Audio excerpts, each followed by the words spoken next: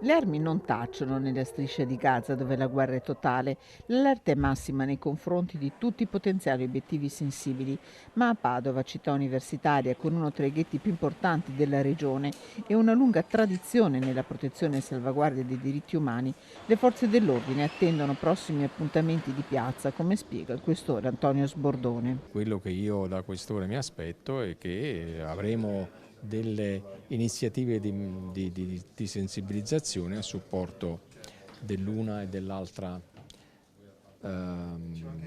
istanza, diciamo così, per usare un termine neutro. Va bene.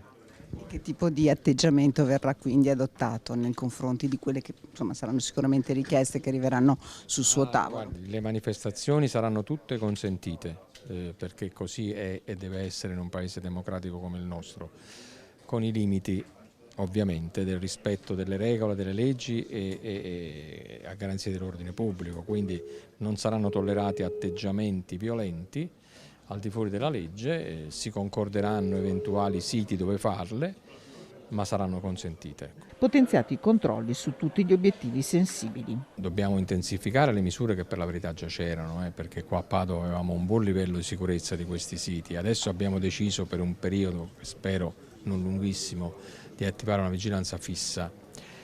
E detto questo devo aggiungere che non c'è nessun segnale di pericolo che riguardi Padova, sono segnali di pericoli generici che riguardano tutti quanti noi in una fase come tutta Italia e tutta Europa, forse tutto il mondo in questa fase.